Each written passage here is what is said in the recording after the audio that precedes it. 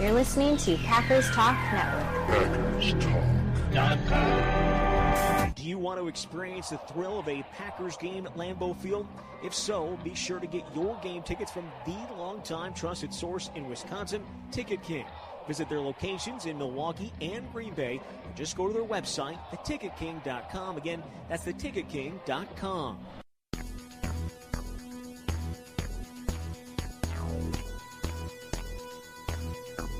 Packers Therapy.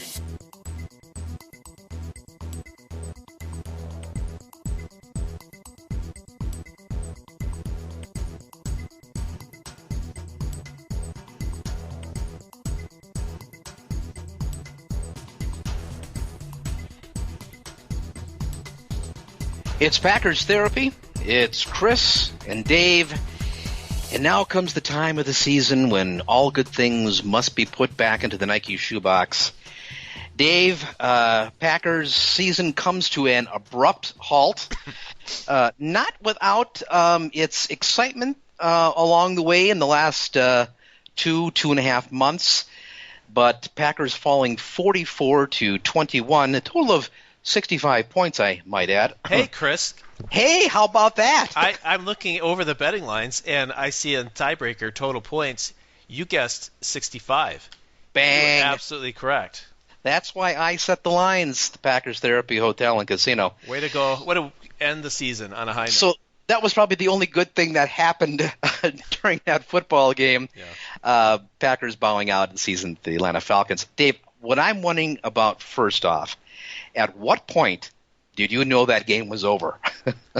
Great question. Thank you. Again, you're firing on all cylinders tonight, Chris.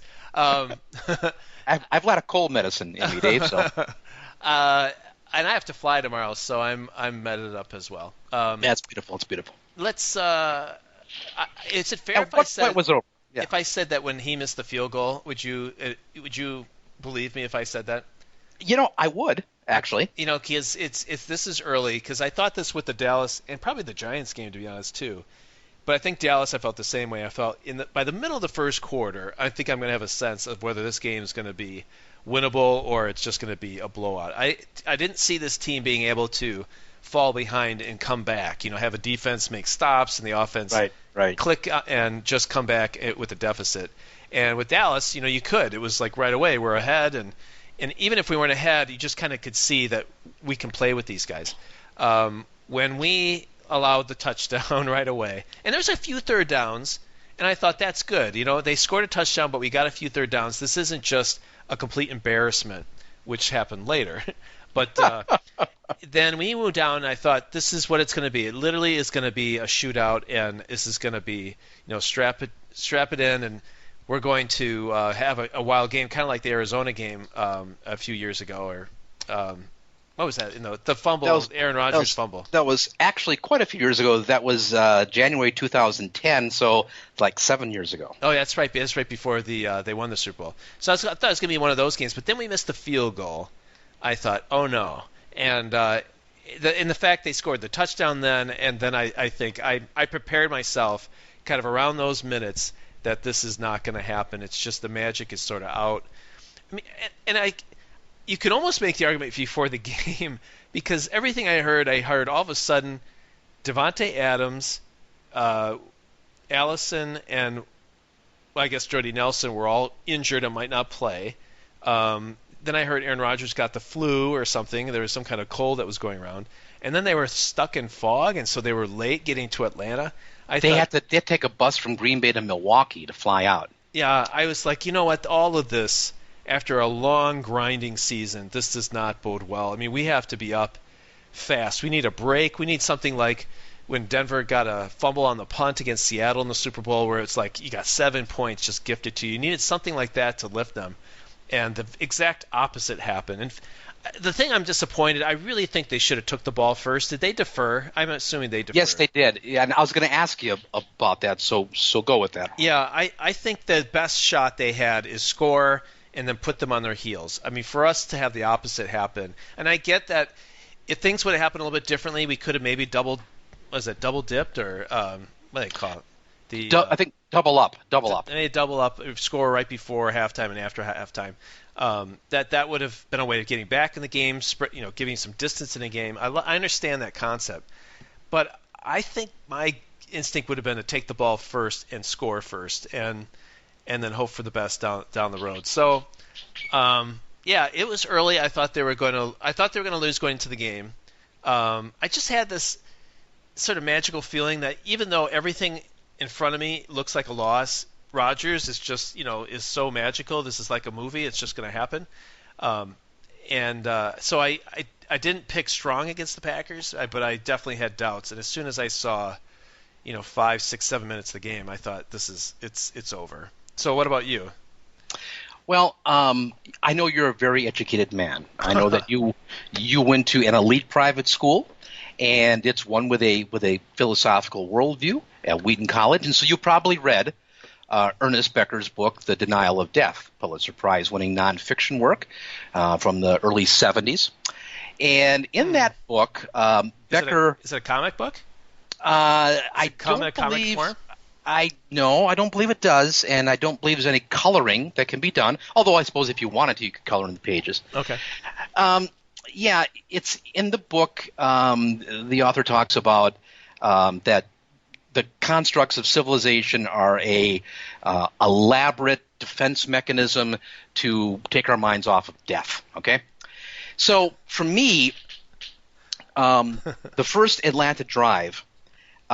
They got 2 third downs. Packer defense got 2 third downs, and Atlanta converted them both. And when they converted the 3rd and 11, that's when I began to deny death. At that point, I thought, all right, fine, let it go here, and they're going to score. And they scored a touchdown. Okay, fine. So then the Packers get the ball, and they move the ball down the field. Right. And I am in that denial. I'm thinking, okay, fine, we're going to have the shootout. This is what it's going to be. That's right, a shootout. But okay, they can convert their own 3rd down. But I thought, okay, well, they'll get some points and they'll kind of stay in the game. They won't match them, but it'll be close. And 23 in a row, I think it was for Mason Crosby. I saw him on the sideline. He had an enormous bong and he was hitting on it. And I figured, good, this is fine because he'll be completely stoned. And as it turned out, he pushed it to the right. Okay, well, again, I'm denying death here. I'm saying no. This does not mean that this is fatal. Not at all. And, of course, Atlanta gets the ball back. They drive it down the field, and, they, at that point, score again. So it's like, well, okay, fine. It's not bad. Still early. Packers still have a chance. They drive the ball down the field, and then I could no longer deny death when Aaron Ripkowski pounds through the line and coughs it up as they were inside the 10-yard line. And I thought, okay, I don't think this is going to be the Packers' day. Just don't think it's going to happen. And when it wound up being at 17-0, Wayne Larrivee called me, gave me the dagger, and I put it right in my chest. I mean, at 17-0, I was positive. There was no more denying death. It was over. And so the rest of that game, and I think it's 17-0, what about middle of the second quarter, something like that. At that point, I figured it was over for the same reasons that you said. I don't think their defense is good enough to get several stops, especially against that offense, that would have allowed the Packers to claw back in the game. I mean, the only way you can really come back is if your defense is able to, at least get a couple of stops. You don't have to stop them all the time, but, you got to be able to once in a while. And I'd have to look at the drive chart. I know you always have that up. Did Atlanta score in its first 7 possessions, maybe 8? I mean, they scored pretty much every time they had the ball, and you're just not going to win. I mean, if you have an empty possession, and I guess that maybe is what chess players would call it, you lose a tempo. I mean, they lost a couple with the missed field goal and the fumble down by the goal line. The only hope they had at that point was, I think it was 10-0 at that point. The only hope they had was to stop them on the next drive, and when they didn't, I figured 17-0 insurmountable. So It was certainly before halftime, but probably middle. It was probably middle of the second quarter. I was denying it to that point, but at some point you just have to, lay back and say, okay, I'm going to put the recliner back and, spend the next two hours sulking. So yeah, which I completely accepted the loss well into the second half. Except there was and I wasn't going to let myself get upset. Nothing nearly as close as what the Seattle loss was for me. You're right, kind of sitting back, just let it wash over me and just accept the utter failure that I'm watching in front of me. Except when I looked and thought, oh my gosh, there is 30 seconds left in the third quarter. I feels like this should be over now. It was such a long game, and it's like enough already. I really would have not minded if they would have just said, we're just going to stop. We're going to forfeit and put an F on that game and just be done. Because I was tired of watching guys get hurt. I felt like for a while there, every single play, someone was getting up and getting hurt. Almost as if it was like a joke, like a practical joke on McCarthy. Like let's pretend to get hurt on every play. It was ridiculous. They had I think 7 guys that got hurt. But one thing I will mention about the length of the game and the forfeit issue, I think we've talked about before on the podcast, and I know you know this, that my eldest son, as a kid coming up, was an excellent chess player. He had a national ranking for his age, and he was really quite good and played chess around the country. And in chess, what you can do is resign. So I'm watching the game with my son, and who's now almost 30 years old, and I said, wouldn't this be the time that you'd, topple your king and resign? Yeah. And we both agreed. At that, and I'm not kidding, within 90 seconds of saying that, we get a hit on Twitter from Guy in London saying, it's time for the Packers to knock over their king. It was unbelievable. It was uncanny that we had just said that, and that's exactly what he was thinking in London. And, of course, there's no rule like that. But the Packers were getting hurt so much, it was almost like a humanitarian thing. This is what the newspaper said. Packers besieged by injuries. Let me see. They had, of course, Nelson was hurt coming into the game. Hey, he was manly. Yeah. I thought, he was outstanding. What do you have? 6 catches. He had a touchdown. He did not play like a guy who was hurt. He was terrific. So he's playing hurt. Adams was a shell of himself. But props to him for playing. He only got 16 yards, but he did manage to get a touchdown. Geronimo Allison, he even caught a ball despite the hamstring injury. Morgan Burnett played, but again, highly questionable whether or not he was going to be able to make it in the game, but he still played. But you knew when the game started off on the kickoff. Yeah, a guy got hurt. Yeah, it's Kentrell Bryce, who was supposed to be their third safety and the guy who was going to replace Morgan Burnett if he couldn't make it. Okay, so he hurts his shoulder. Nice hit, but I think he got the worst of that collision. So that was not a good omen. But then as the game goes on, they lose Micah Hyde. They lose Lane Taylor. They lost Jake Ryan, T.J. Lang, which was really sad. I mean, that guy was really busted up. And, here's a guy who comes back, right, during the season. He's supposed to miss 6 weeks. He misses like 3, and he's able to come back and play. And he's on the cusp of free agency. And this, this is a big deal because he's going to get a pretty good payday. He's a Pro Bowl player, and he could have sat out for his 6 weeks in order to preserve his value. But he plays, and he winds up re-injuring that foot. And I thought that was really, really sad because here's a guy who rushed himself back in, played really well, and his reward for that might work out that, he doesn't get the big free agency deal. It'll probably be his last one. He's 30 years old, so it's going to be his last one probably. On the bright side for Packer fans, it might mean that he comes back to Green Bay as a result. But the downside for him is he's probably not going to get that big payday that he would have gotten had he been, who was the guy that played for the Packers in the second Super Bowl? And Gabe Wilkins. Yeah, I almost tweeted that. Gabe Wilkins maybe was right after I saw Lang get hurt. And I get it. I mean, as a business decision, You should explain what happened there in case. I bet you. Oh, that's right. I guess because this is getting to be 20 years ago now, isn't it? Yeah. Gabe Wilkins, defensive lineman with some talent for the Packers, is in a contract year. In the year they went to Super Bowl 32, that was the Super Bowl against the Broncos, and he decides that he doesn't want to. He had been injured and he decided that he wasn't going to risk further injury in the Super Bowl because he was going to be a free agent in the offseason. And it turned out, I think he signed with San Francisco. And I think he got a big contract too, right? He got a 4-year deal. He was terrible there. Yeah. But, I mean, I would think that's a kind of a character issue. I'm not sure I would have signed him. Anybody, who didn't want to play bad enough that they're going to try to, preserve their value when their big game is on. That was really disappointing as a Packers fan. Now, I know, I'm sure he feels terrible about it taking those millions, right? Yeah. But, it probably set him up for the rest of his life, probably the right decision for him.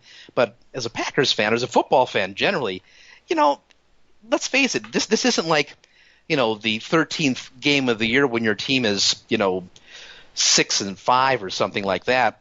This is, the Super Bowl, and you play in that game, and that's why I give a lot of credit to the 3 receivers, to Allison, to Adams, and to Nelson for playing hurt, to Morgan Burnett for playing hurt, and for T.J. Lang. All these guys have been injured during the season. Jake Ryan, for that matter, who also went out of the game. All these guys had injuries during the year, but they manned up and played. And Nick Perry playing with that club.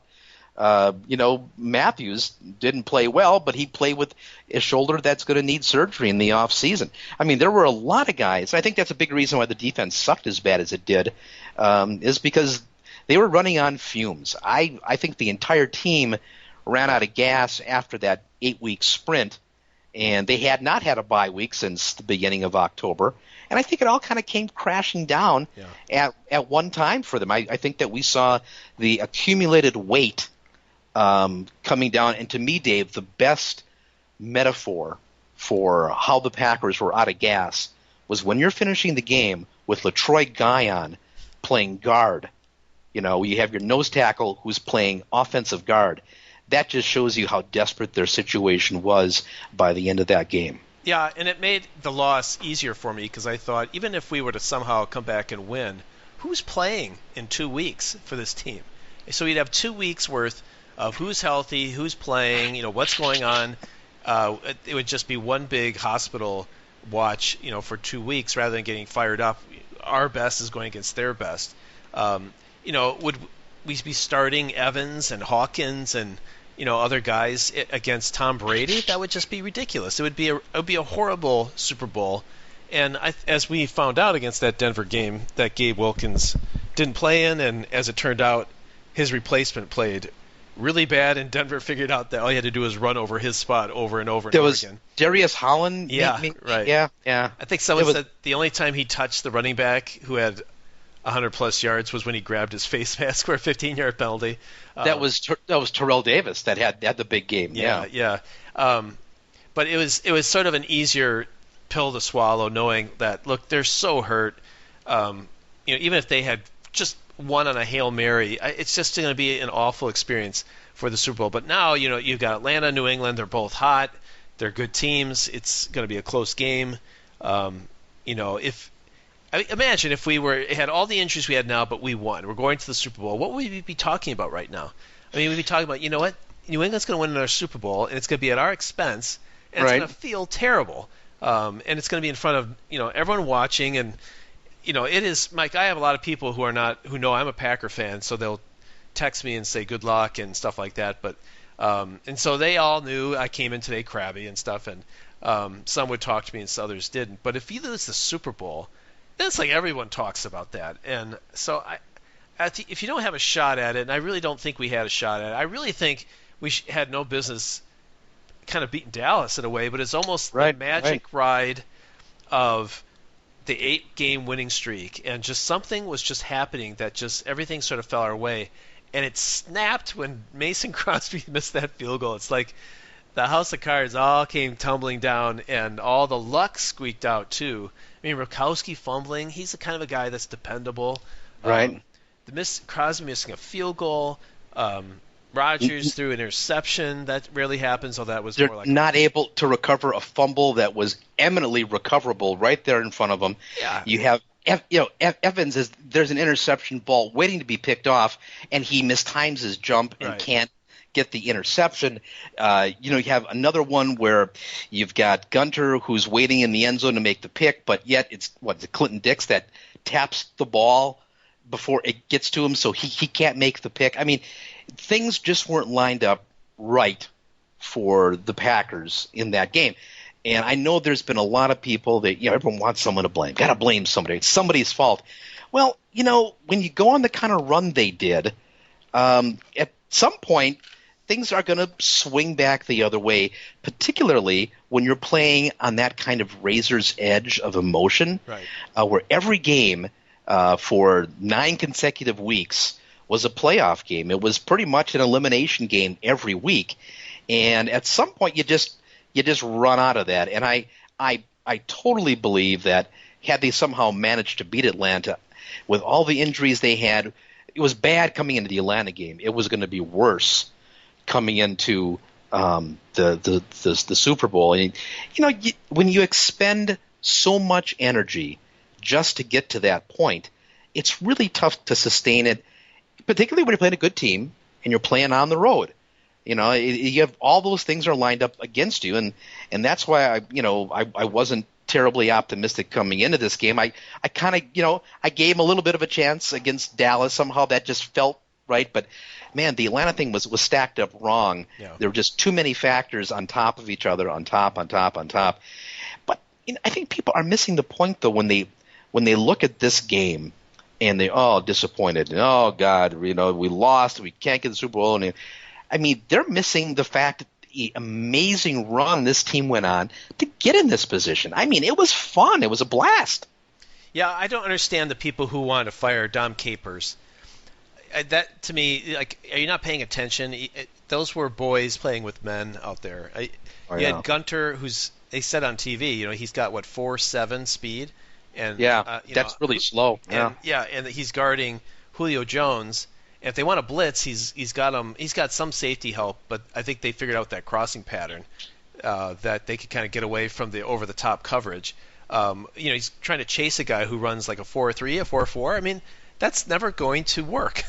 We just didn't have the guys to play. But one of the things I thought that came up in, I think it was on Twitter, and then they talked about it on some of the post-game stuff too, is that, offensively, they, it goes through peaks and valleys, but, they have times when they're very good, and they're going to be very good next year. The defense has been a problem for a long time, and, even though they spend a lot of time in draft picks and development and everything that they do, I mean, a lot of it has been focused on the defense. It's just not working out very well. I mean, our defense, Sam Shields got hurt, and I think that was a really big deal, but I'm going to tell you, next year, someone's going to get hurt again. So it could be Matthews, it could be Clinton Dix, it's someone's going to get hurt. Always. So to say, that can't really be an excuse because, and I don't understand why the Packers are hurt more than other teams, though, consistently. That's something I don't know is explainable or not. It seems more than just coincidence, but I have no idea. But someone made the point that the combination of Ted Thompson and his draft and development style and Dom Capers' defense don't mix well together. Like Dom needs veteran guys, smart guys, guys that, a safety that maybe has been around the block enough to catch that interception that was in the end zone, or a linebacker that can gather a fumble. Not first and second year guys, but Ted is only going to refill with first and second year guys and undrafted free agents that they pick up. And I thought I think there could be something to that. It's clearly is a system there that's not working. They have not produced success on defense. And I feel like they have reasonable coaches on the defense, but they're not able to kind of field a team that matches anything close to what the offense is doing. And when I look at who they have on defense, it's not like, Nick Perry, he stinks, get rid of him. Clay Matthews, he stinks, get rid of him. I mean, if you go down the list of the starters, there's very few guys I just want to get rid of. Right now, Demarius Randall, I think, is not ready for the NFL, and I don't know how hurt he is. But their safeties, their linebackers, and their defensive line, for the most part, if they came back next year, I wouldn't be too disappointed. Yet the defense as a whole kind of sucks. So what do you think about that? I mean, do you think it's I mean, I think the bottom line is, unless Ted changes his philosophy, I wonder if a change at the defensive coordinator is in line. Just a different philosophy, just to get new blood in there and try something different. I wonder if it's time to make a change, and I wonder if they will, given the collapse they had in this game. Well, the first thing I'll say is that I would equate losing Sam Shields to losing Jordy Nelson. Sure. I think there was a cascading effect from that.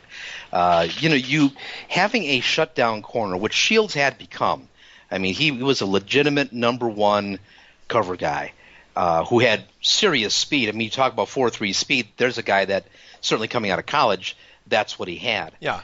And I think, you're always going to have an injury. That's true. But not all injuries are equal.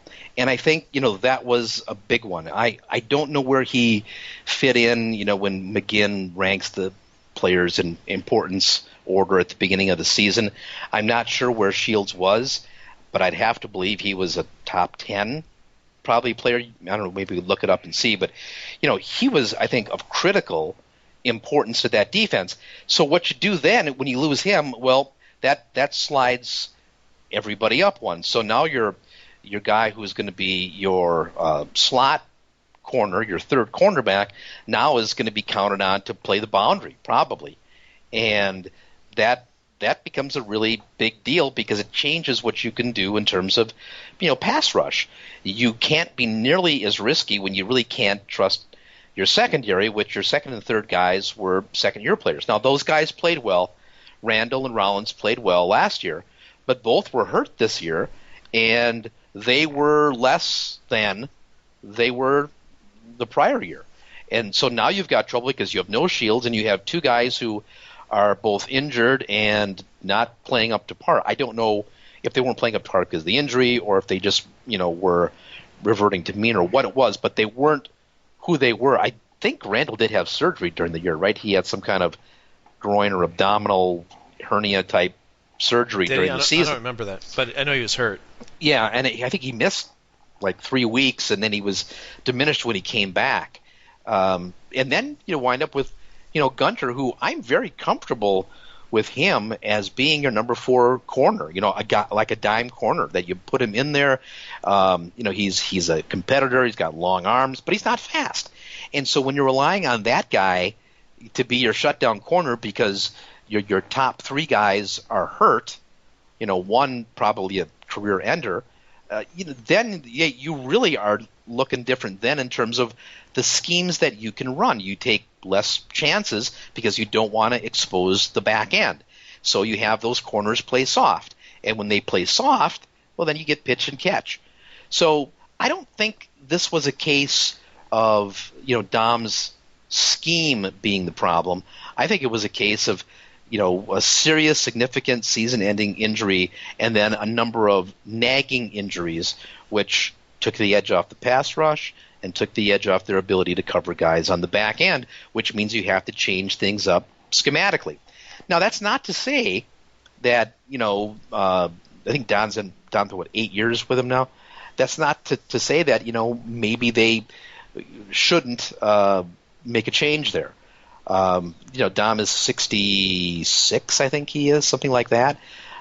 It's possible that, maybe they need something fresh. They probably should stick with a 4-3. I mean, that's what their personnel – I'm sorry, a 3-4. That's what their personnel suggests. A 4-3 would – well, for one thing, they'll put Matthews in a tough position because he really wouldn't have a position for him at that point. Inside linebacker.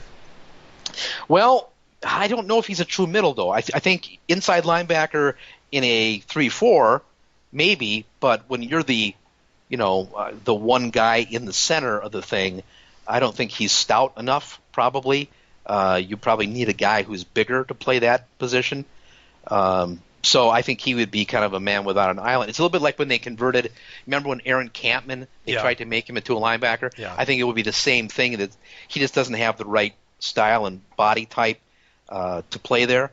But I think as an inside linebacker in a 3-4 scheme, I think he's actually better there. I think that the defense is better with him in that situation. So I guess what I'm getting at is I wouldn't be crushed if they decided to make a decision on Dom, but at the same time, I don't think this defensive erosion that they experienced, was because of him or his schemes. I think it had a lot more to do with the players that he had at his disposal and their diminished capacity. Yeah, I think I agree with all of that. I do think that the loss of Sam Shields is magnified because they had very poor plan, or their plan on the backup for him. Not necessarily he's going to hurt, but the other corners that they had were not very good and aren't ready for prime time. I mean, if you had maybe some other veterans that could kind of step up and take a leadership role, then maybe you can kind of hold it together. But it's just like with wide receiver last year. Jordy gets hurt, and then you've got Devontae Adams needs to step up, and he's not ready. Now this year he's much better. And guys can kind of thrive when other veterans are sort of taking the limelight and, allow your rookies and second-year guys to kind of figure it out. I remember back in the 96, 97, maybe 97 years when Darren Sharper came onto the scene. When he started, he was, I think, as a rookie, he had a bunch of interceptions. Right. But he was not relied upon. Like, he was a dime or nickel guy that came in. And he kind of flashed, but he was not the guy you depended. He was gravy. I mean, he had good plays. It's like, it's excellent. But our main guys are Newsom and Evans or whoever else we had back at the time. But in Ted's scheme, he comes in, you got to start. You've got to get in there because that's how there is nobody else. They're going to cut guys next year and they're going to bring a bunch of new rookies and undrafted free agents and they'll compete. And more likely than not, this first and second year guys are going to be relied on to start. I don't think that's the way to develop a team to go into the season. I think Rodgers agrees and called out Ted in the press conference. Yeah. If you didn't hear that, he said something to the effect of, we can't rebuild, we need to reload, which, I guess you could really try to... He said he wanted them to go all in. To show that we need to win now. I thought that was definitely a shot at Ted. So, we don't know what goes on behind the scenes, but when something like that percolates out so that we see it, then there's definitely an undercurrent. It's no longer a mystery anymore. I mean, I don't think people completely agree with the philosophy is that we only draft and develop. I think that's one reason why he's so sort of overflowing on his praise with Jared Cook. I think he's saying, look, this is a free agent. This helps. Let's fill some of our needs with guys that we have done it before, show some leadership ability, and then go ahead and draft all you want. But let those guys kind of make their way into the starting role because they're good enough, not because you need to. Well, the rub becomes, okay, if you go out and you want to bring in some guys from the outside, I think they'll probably have enough money if they want to do that. They'll probably be able to do it. They've got a bunch of guys who are, coming up on contracts. And if you don't re-sign TJ Lang, for instance, you're going to have to find somebody who's going to be able to play right guard. If they don't re-sign Micah Hyde, you're going to have to bring somebody in. So it's not like their lineup is just going to, or their roster remains static. I know. And then they could just add guys. They're going to have to be able to replace guys whose contracts are coming up. I mean, they have a decision to make on Eddie Lacy, probably on Christian Michael, although I think that's becoming more and more clear what they're going to do there. Yeah, our three running back plan is falling apart very quickly. That kind of faltered, didn't it? Yeah. But and this is one thing I think that Ted has a point on, that he signs free agents, he signs his own for the most part, and I think that's not a bad idea, because if you let those guys walk, you still got to replace whoever you let walk. It's not just a matter of using your available money to sign outsiders. You got to sign your own plus the outsiders, and that's when the cap comes into play. So unless they can fill the holes. I mean, it's one thing. Okay, let's go sign a shutdown corner. Great. If we do that and we can't sign TJ Lang, then we've filled one spot to create an opening somewhere else. Maybe that's okay. Maybe you are all right with a few more sacks on Rodgers next year without Lang, because your defense is better. So maybe your team is more balanced, even though you weaken your offensive line. Maybe you weaken it at the at the benefit of strengthening yourself on defense, which, they haven't been able to draft, obviously. I mean, how many number one picks did they have out there? They had Perry, Clark, Jones. Matthews, Jones, who am I missing? Clinton Dix. Clinton Dix. Randall. So that's 6, right? Yeah. I mean that's a lot of first round talent. And then Rollins. I'm not sure. Actually, he didn't play. I don't think. No, he played. He played. But he's a second round pick. Right. So you had notably an unrestricted free agent or an undrafted free agent in Gunter, but the rest, kind of have pedigrees. I guess Guyon didn't so much, but you get to draft the guys and a lot of top early picks, and those guys, if they were diminished because of injury or whatever it was, that was not a great defense. Pretty much. Second half of the year, I guess they got better. The offense, I think, covered up a lot of those shortcomings because they got the leads. They could be more aggressive on defense.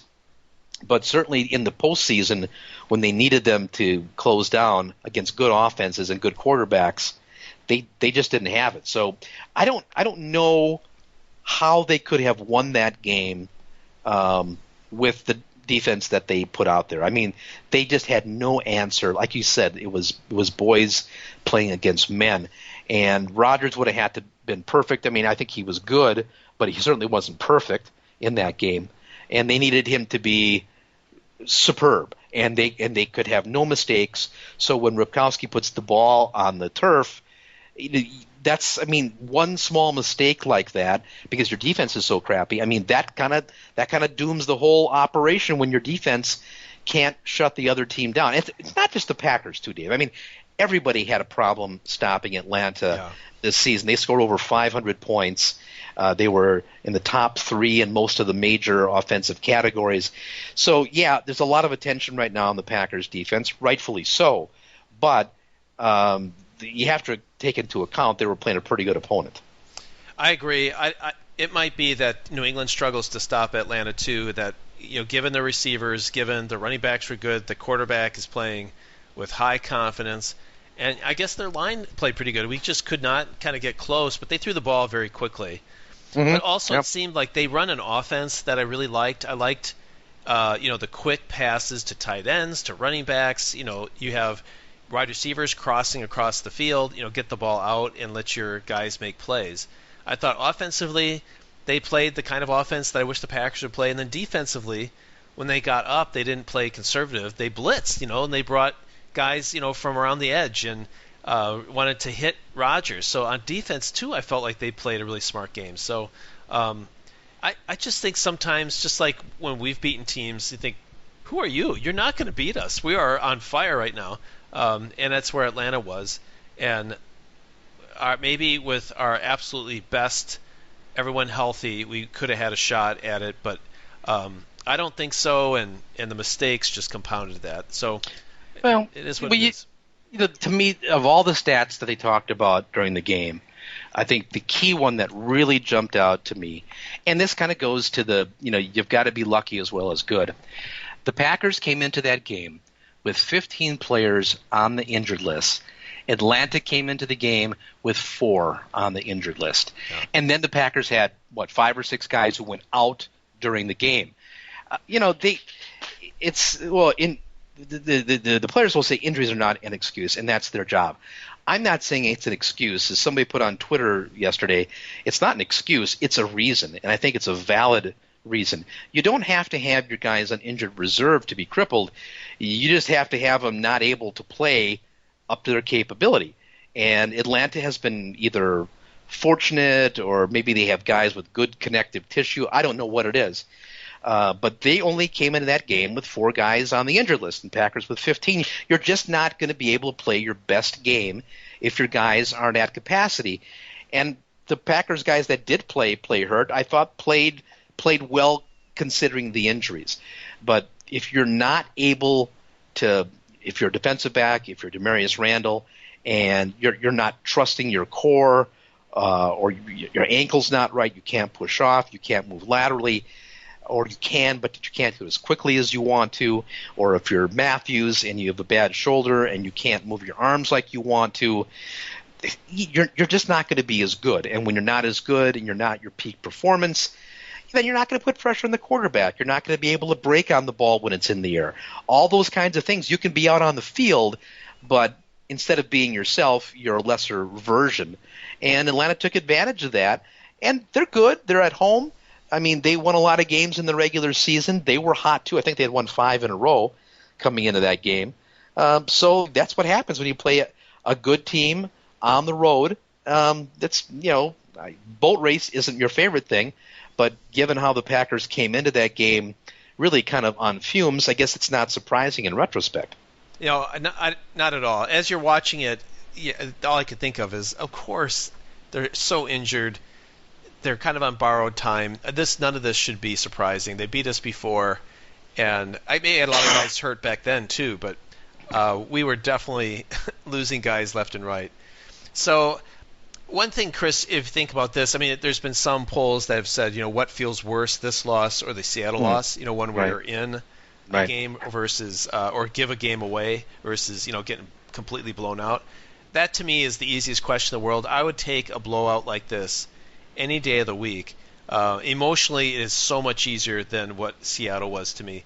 But also, I feel like when you lose to Seattle like we did in 2014, I guess it was 2015, Right. 2014 season, like you go into the offseason just humiliated because you were good enough, you just made mistakes. You just, that guy didn't get the onside kick. I think that's when you can have like internal sort of fighting. When you get crushed like this, I think you say, look, we just aren't good enough. We need to come in next year and be better. And hopefully that this kind of game is motivating more than humiliating. I've got to put more time in the gym. I need to study film better. We need to get more better guys on this team. That hopefully it's more of a motivation, and that next year we can kind of match up with these guys or Dallas. And I hope that this is the off season where Ted says, I can't fill this roster with acceptable players with the draft alone. I've got some needs. Hopefully the draft will work itself out. I mean, if you sign a couple of guys, and I'm not talking about breaking the bank, Chris. There are a lot of decent players that, I don't know, like Sanu. We had receivers that are fine, but let's say we signed Sanu. He would look pretty good as a Packer. He was a free agent. He played for Cincinnati or Baltimore, or I think it was Cincinnati. It was Cincinnati. Yeah. Here's a free agent. Was he ever under consideration? Did he just go right to Atlanta? Did they overpay for him? But this is not. I didn't think he was a break the bank kind of guy. But I think if he were on our team with Jordy Nelson hurt, he probably would be our number 1 or number 2. He would be right up there and give us another weapon. Then you could jettison. Do you really need Davis on the team? I know he's a rookie, but someone like a free agent like Sanu would have helped in this game right now, where Davis, is not ready. I think there's some mid-level guys that they could bring on to sort of age this team a little bit, bring experience in there, help coach the younger guys. I think it's got to happen. I think a lot of people are saying that now. And some people said, maybe this is the kind of game that will force Ted into doing a little bit more in the off season. I don't buy it. I don't think he is able to change, except for maybe the garbage bottom basement type free agent that might exist at the end of free agency. But he's not going to do anything that I think would be smart or I get excited about. Well, a couple of things there. Where you started off. This is a lot simpler for me to accept. A game when you get really blown off the field, 31-0. You can look at it as we have, as they just really never had a chance, and probably in lots of ways their championship game was last week. When they beat the number 1 seed on the road. And that's why all these people calling up to these post-game shows and they're wringing their hands and, oh my God, this is a disaster. My God, a week ago you beat the number 1 seed on the road. hell, that is a tremendous achievement, Yeah. And for your reward for that was to play the number 2 seed on the road the following week. I mean, that's a hard road. I mean, can people really be surprised after winning 8 elimination games in a row that, you're going to eventually lose one, especially under those circumstances? So, yeah, to me, it would have been a lot worse to lose this game like the Seattle game 2 years ago. I mean, there was really nothing worse than that, because that's a game that they had signed, sealed, delivered, and I forget the exact number, Dave. I've heard, 7 ways they could have won that game, or 11 ways. I mean, people have come up with different ways, but the last 5 minutes of that game, there were so many things that had to go exactly right, and Seattle, threaded the needle perfectly. Russell Wilson with the horseshoe right up his ass, so that was terrible. That was the worst way to lose. Yeah.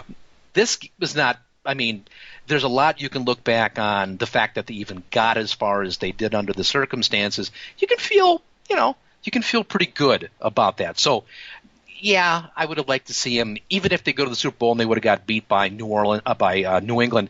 That's not what I wanted to see, but still, yeah, that would have been nice. It would have been another podcast. It would have been, fun to have the build up for 2 weeks, to have your team there. There's a validation just in going to that game. Yeah, that all would have been great. But they were so spent for this game. I can't imagine they were going to find the fountain of youth in Houston. I just couldn't imagine that being the case. Now, when it comes to the free agent part of it, though, that Mohamed Sanu, he signed a $32 million deal. Did he break the bank? So that was a big deal. It was 5 years, $32.5 million, $14 million guaranteed, $7 million signing bonus.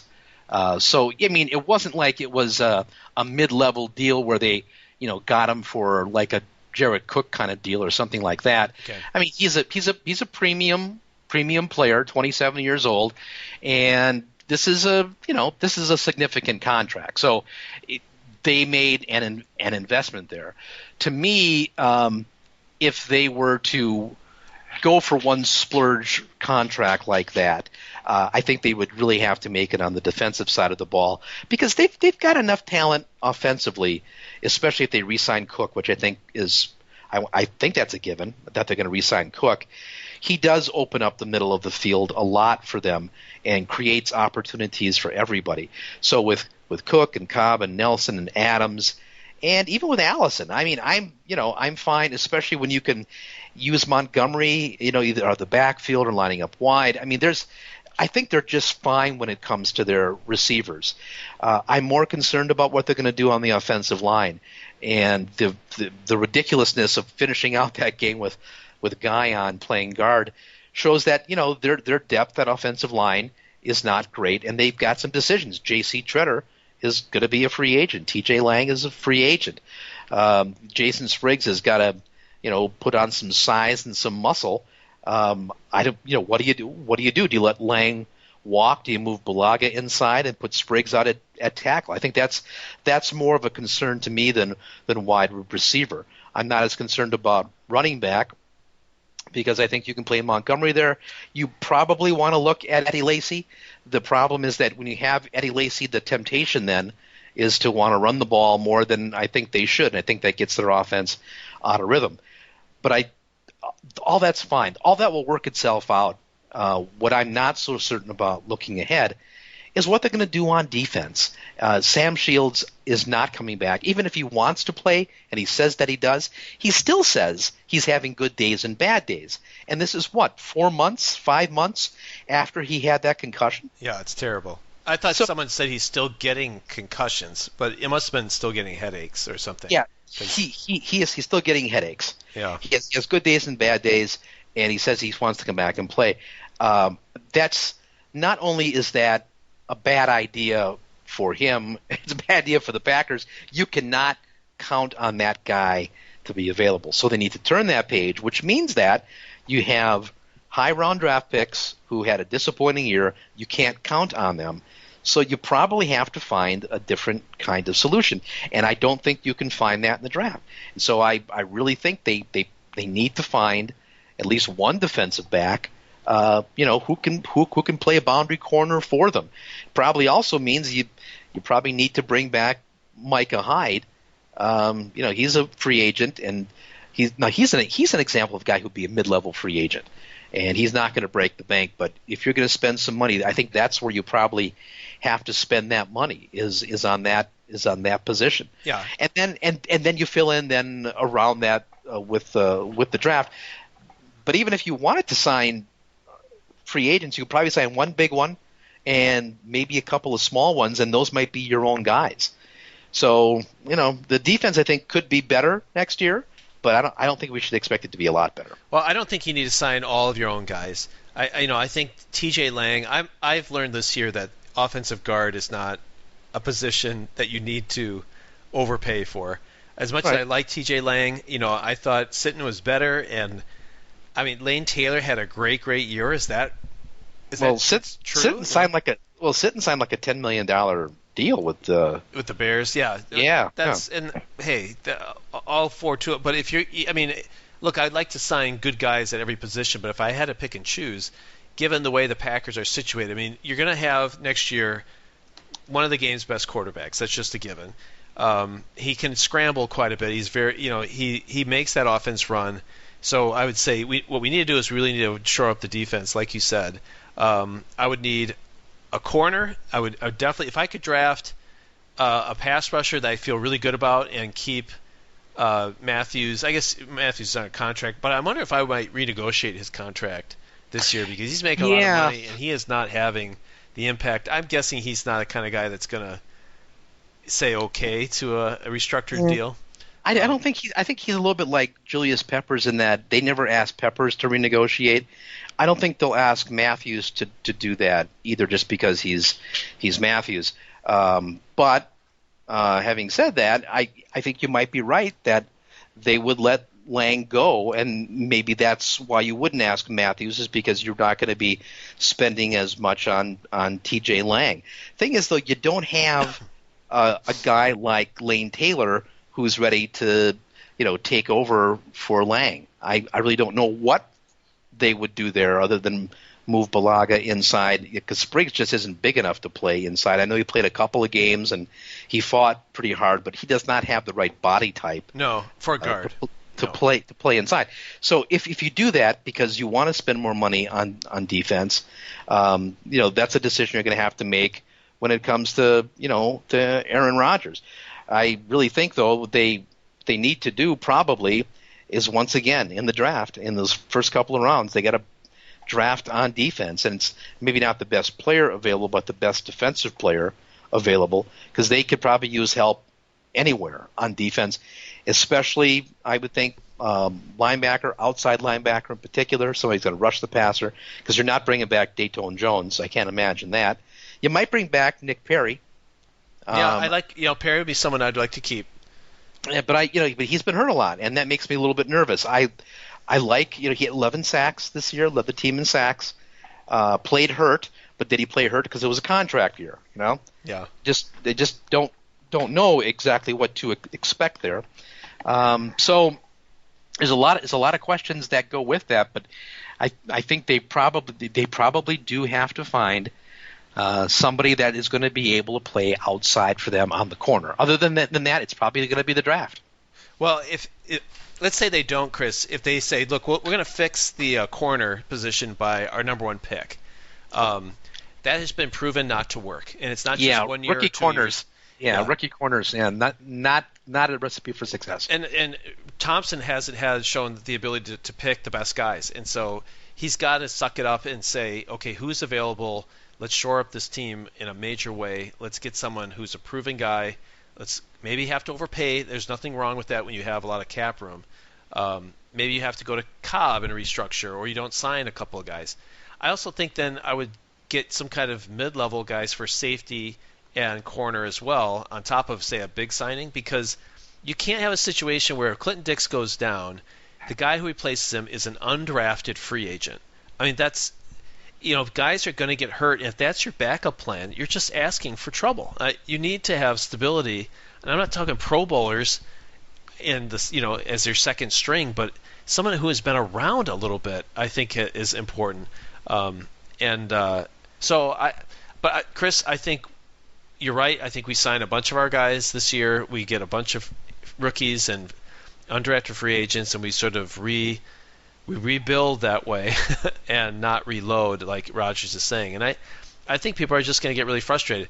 But it does seem, I was listening to, I think Mark Tauscher on one of the podcasts that he does, that he said, it feels like there's something going on within the halls of Lambeau Field.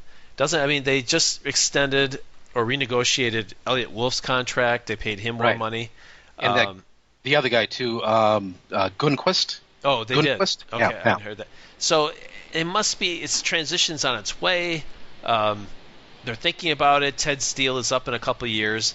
Seems like something is afoot there. And maybe that new blood will kind of change the approach that Ted has. But it's hard to say how to read that. I mean, Bob again is insisting that John Dorsey is their guy.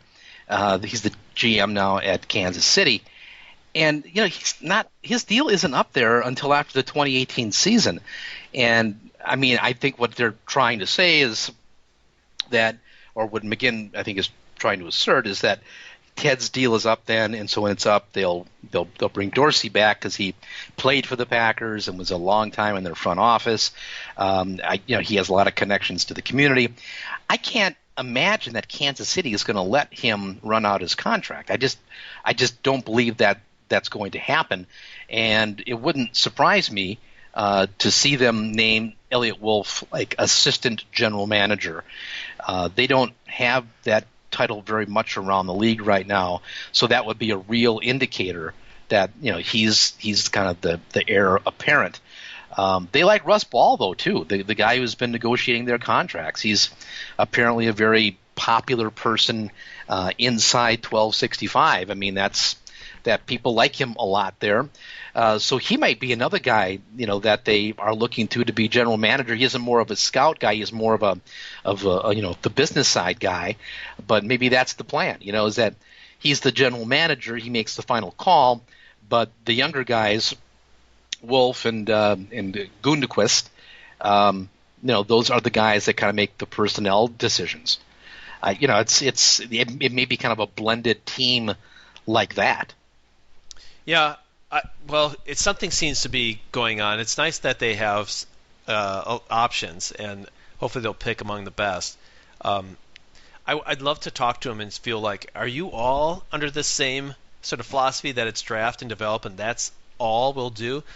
Someone had kind of listed, they said, Ted, he signs free agents, and they listed all the free agents he's signed the last 10 years, including Adrian Clem. Oh man, like, that guy was terrible. Those don't count. You can't count his free agent signings with those guys who are awful. I mean, we'll see. I definitely think this loss means they can't sign their same guys, come back with the same defense, plus a couple of rookies. They got to do something if they want to improve. I think free agency to help the defense. I think you draft offense and get back to getting some studs on offense. I mean, if you want to catch Atlanta, you need to have a Julio Jones yourself. And Julio Joneses don't show up, in the fifth round, or guys like Davis, They don't show up at the 29th pick in the draft. That's true. I understand that. But, you hope to hit. You're more likely to do it in the first round at 29 than you are in the second, third, or undrafted. I mean, Allison might be a fine player, but he's not going to tilt the field like Jones. And so he was the 6th overall pick. I know. My point is that if you're good, you need to get really good on offense. And I think by the time they pick in the first round, whoever the best receiver is at that point, I'm guessing is someone who could have an impact on this team, much more than the Kenny Clarks of the world. I think you can go out and get – now Kenny Clark might be a fine player down the road, and I'll eat my words, but I think for next year, if they're going to catch Atlanta, they got to make themselves better on offense too. They can't sit still there. So I think drafting, in some cases, you've seen success that wide receivers can come in early and have a pretty big impact. Running backs can come in, have a pretty big impact. Cornerbacks, not so much. So well, we'll see. We cover a lot. We should take a break. I need to get a drink of water too. So Yeah. Well, is that you're calling it water? Are you having anything with that today? it's water with ice. Ah, well, sure. Ice. Yeah. Yeah. Okay. And that's your story, and you're sticking to it. That's what I admire about you, Dave. Yeah. All right. Well, we're going to talk a little more about a disappointing end to the Packers season, 44-21 NFC Championship Game loss. We'll do a little more looking ahead. And we'll also take care of the final betting lines for the season, maybe do a little pop culture, and we'll dive into the mailbag. We'll have all that right after we take this break. Back with more Packers Therapy. Chris and Dave, our glasses are now refreshed. The ice is tinkling in the glasses. I hope Dave's not tinkling in his glass. No, that would be that would be inappropriate. No, not only inappropriate, it'd be disgusting, as a matter of fact. Yeah, that's true. So, Dave, before we came back here, you were telling me about your plan to improve the Packer defense by adding Alshon Jeffrey to the Packers. Yes. My point is, I looked up. I just closed the site. I looked up what were the top free agents for coming up, 2017, and one was Alshon Jeffrey. And I thought, if I were them, I'd consider adding a wide receiver to the group.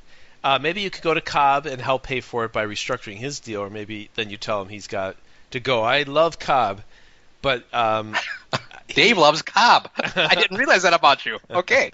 What's the matter with you?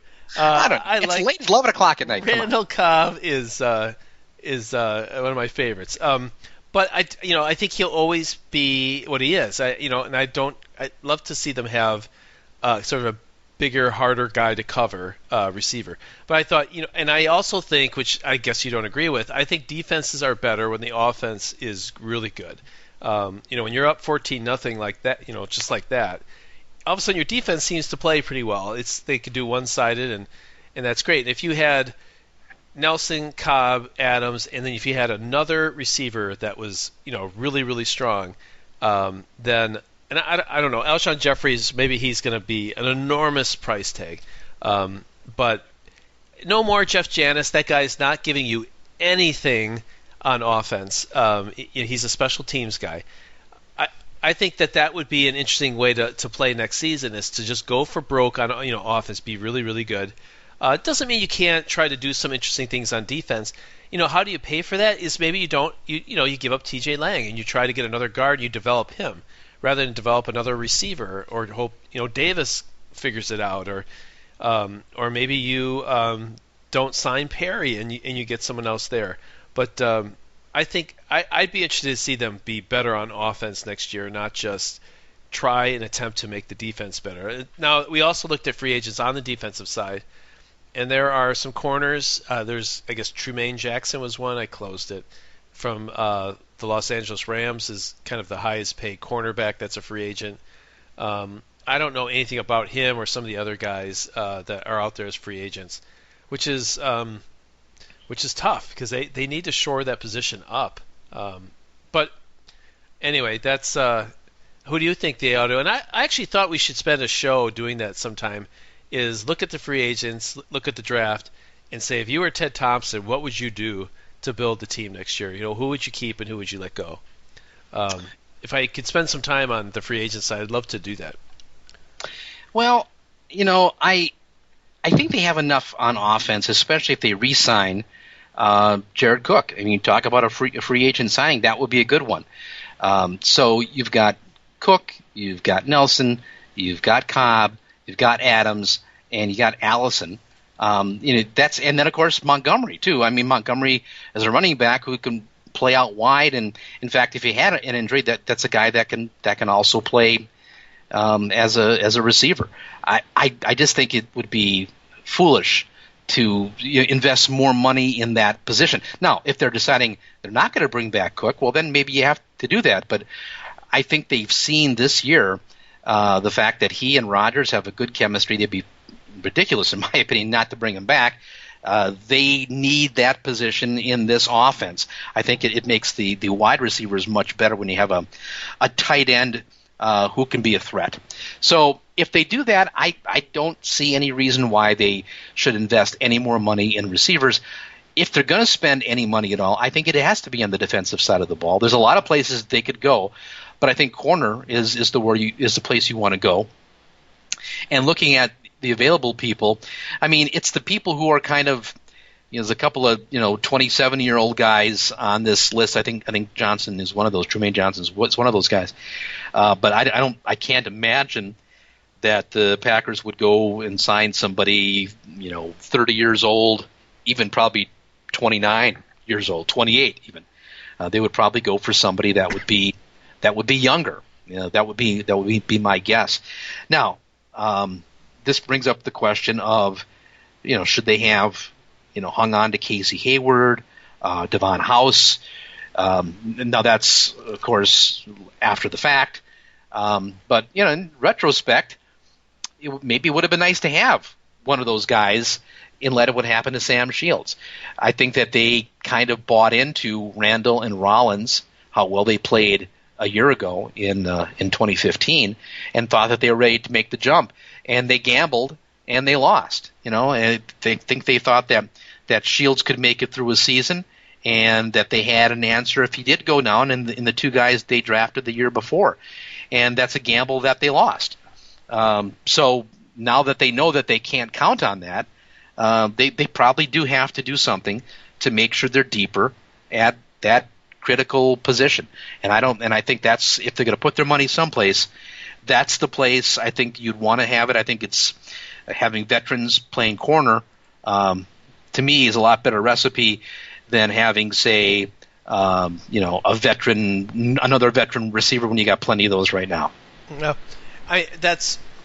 we could debate that till the cows come home. I don't know, if there's any answers that are right and wrong. I just, I hope that they do more than draft and develop. I'll say that.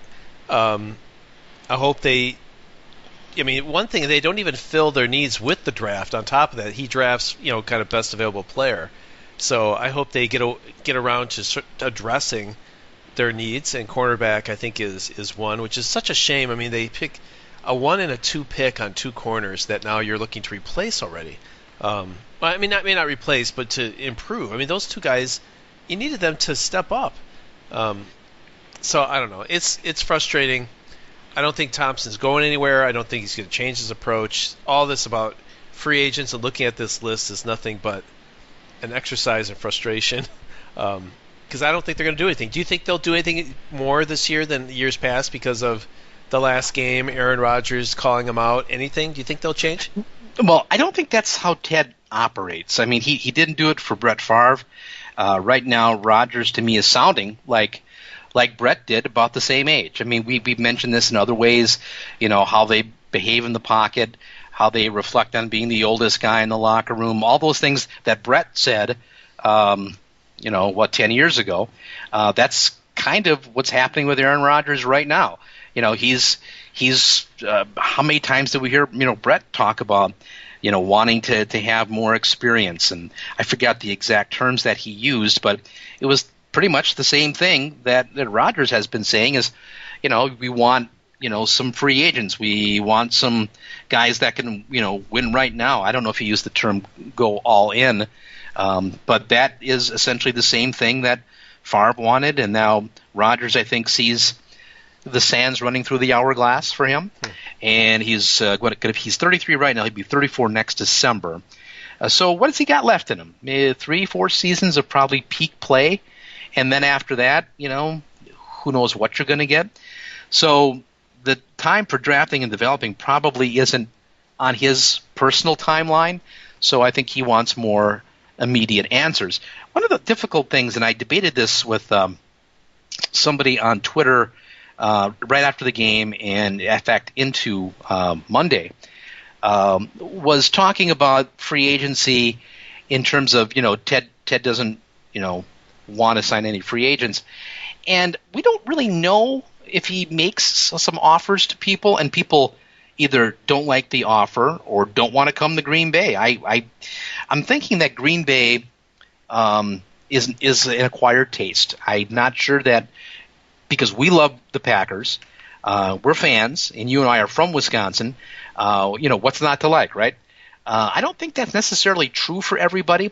I think there's a certain fraction of NFL players that the small town and the mystique, the legend, the history, I think all of that is an attraction for a certain kind of player, and not necessarily just the white northern kid. I think there's players of all kinds of backgrounds that come from smaller communities that feel more comfortable in a place like Green Bay, even though maybe that they're a racial minority, they may still like the feel of a smaller town.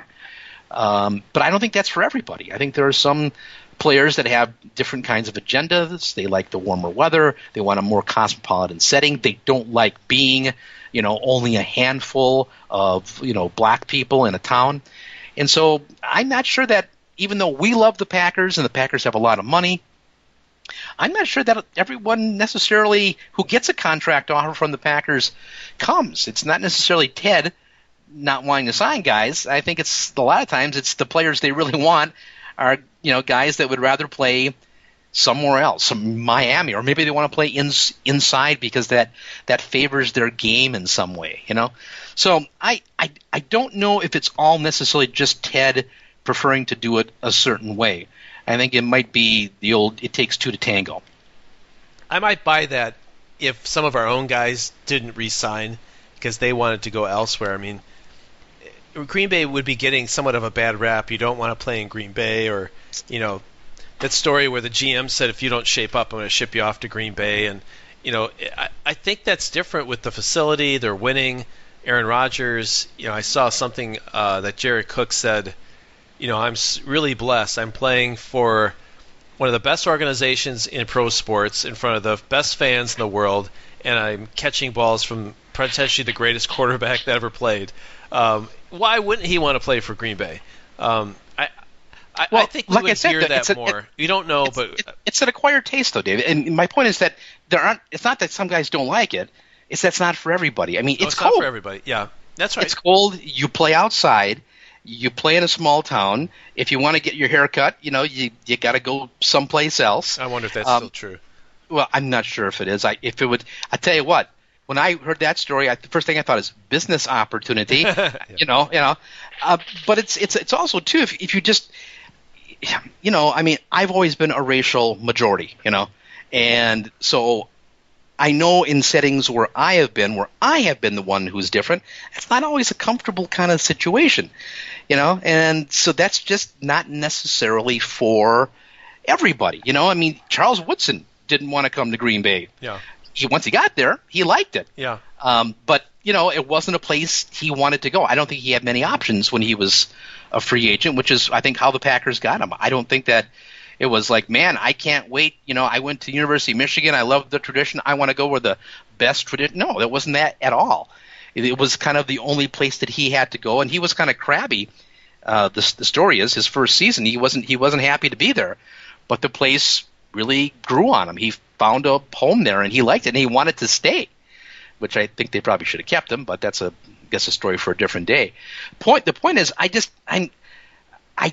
don't think Ted is a big fan of free agency. I mean, it's not that I'm saying that he offers a lot of contracts and people don't come. I do think there is an element, though, that if you are very picky about who your free agents are and you're not offering a lot of guys, you're only offering the guys that you really think are going to make a difference.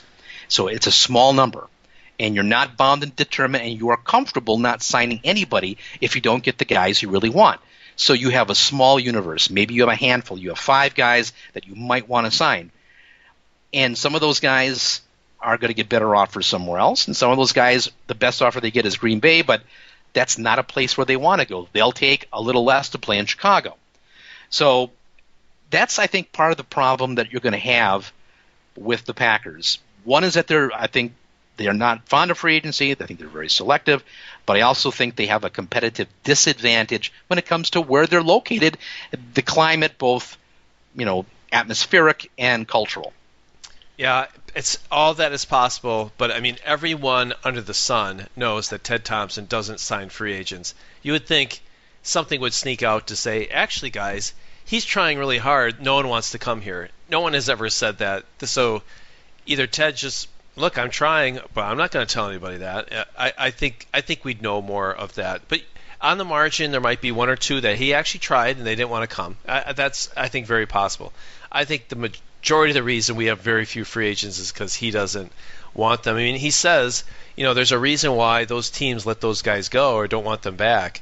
And I just think that is not the right way to look at it. I mean, a guy may not fit in another place that might fit really well with our coaches, our atmosphere, our system. And I think you look at it to say, look, I trust my coaches and our guys that we can bring someone who may have not been successful in Miami, could be successful in Green Bay. Just to say Miami doesn't want him, then I don't want him. I think that's so simplistic of an approach that I can't believe he really thinks that. But well, I'm not sure Ted's ever actually said that. I think he has. I think Ted always says, I don't discuss free agents. I don't discuss who we've offered contracts to. We don't talk about that. I mean, and that's kind of his point. I don't think he's ever come out and said, well, they're a free agent because their team didn't want them. I think that's people speculating. Ted just doesn't talk about that kind of stuff, and that's what he says. That's not the kind of thing that we talk about. I mean, that's just who he is. If I had some time, I feel like I've heard him say that quote, but I don't know if I'll be able to find it in time. But I don't know. What do you think? We didn't get into all the details of the game. I don't know if there's anything specifically we wanted to. There was really no players in the game, or. No, I think we kind of covered it. I mean, there were some people were giving Aaron Rodgers a bad time today. Mainly because, well, I give them all the credit when they do well, and they don't do well, he should take all the blame. I don't know about that. I think Rodgers played well enough. They had at least 5 drop balls, which has been a problem for them all season long. I think he did his job. He certainly didn't miss the field goal. He certainly didn't fumble the ball inside the 10-yard line. He threw the one pick, but that was a third down, and they actually got more yardage on that than they would have on a punt. It was a 55-yard change of possession. Yeah. So I don't think that really hurt them. I think the guy played pretty well. 91.6 quarterback rating. Yeah, I think he was fine. I don't have any particular problems with that. To me, it was more a case where they needed not a lot from their defense, because you're not going to stop Atlanta too much. They needed just a little more than they got, and they made critical mistakes both in turning the ball over, missing the field goal, and when they had the opportunity to take the ball away when the game still mattered. They had 2 opportunities to get takeaways that could have stopped drives at a minimum, or maybe given them some momentum. They didn't recover a fumble that was recoverable, and they didn't make an interception. And I think that's kind of the beginning and end of the game right there. I mean, it was by the time the half came, and they were behind by 24, I think at that point, the game was really over. And I think that's all that really needs to be said about it. I think what the real question is what do they do from here? Where do they go from here? And I think they need to, I don't know what the right term is, Dave. I don't know if it's rebuild. Was it retool? Is that what we've decided to use? Rebuild. Reload. Reload, yes. Yeah. Right. And I'll go with retool the defense. Does that mean a change at the defensive coordinator? At this point, I wouldn't mind if they made a change, but I don't think that's their major problem. I think it's one of personnel. And this injury thing, it's hard for me to figure out. Now, I know that every year it seems the Packers have a lot of injuries. I heard something today that I think 2 of the last 3 years they've been one of the less injured teams in the league. So I don't know that that's necessarily the case. But this year, it were the nagging injuries. It wasn't the season-ending kind of injuries. And I don't know how you solve that. I mean, guys get hurt all the time in the NFL. It seems like not just the Packers, it's everybody. And you have to be a little bit lucky. And I don't know how you adjust and control for luck. I don't know how you flip it around so that next year when they're in the playoffs, they only have 4 guys on the injured list and the other team's got 15. Is it because the Packers over-report their injuries? They're more cautious with their players? I don't know why that is, but they always seem to have a slew of guys, even if they play, they're playing hurt. And I don't think that's their training staff. They've changed that around. They've changed around all this Feel Good Friday stuff, and the way they deal with diet and all those things. If there was a way to improve that, and there's probably not, that would be, if I could change one thing, Dave, going into next year, it was that there would be less injuries for the Packers, and the ones they had would be to players they're not counting on as much. Yeah. Yeah. That would be the biggest thing I would change. Or they're just minor concussions, because those aren't bad. You can come back in a week. He's got his bell rung. Yeah.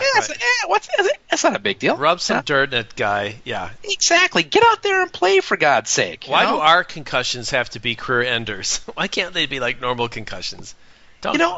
I wonder about, the deal that Sam Shields has right now, where he's still months later having the effects, right? Before people paid attention to concussions, when they did say, he's got his bell rung, there must have been guys who were playing every week with headaches, with this kind of headache stuff that he has. And I'm wondering if this isn't the Dave Duerson, kind of guy that winds up, killing himself at a young age, the Junior Seau kind of deals where, these guys did have this post-concussion syndrome and they just continued to play, and the cumulative effects. That's why, that's another reason why I don't want Sam Shields to play, besides the fact the Packers can't count on him. I don't want to see this guy's life screwed up, I don't want that for anybody. And so, heck, he's made a fair amount of money. I would say, he's got some guaranteed money in that deal too. I would say, congratulations. You had a good career. You've qualified for an NFL pension, which is that's a very good deal. I forgot how much you're guaranteed after you've been in the league 4 years, but it's a pretty good amount, like $60,000 a year or something. It's it's not great, but it's certainly give you a good start on whatever you're going to do if you've been able to sock away a couple $1 million too from your contracts. So Sam Shields, I'm sure Sam's a big listener to this podcast. Why wouldn't he be? Sam, do yourself a favor and go work in the alumni office at the U. Go ahead and do that. But whatever you do, for God's sake, do not smash the melon up against other people.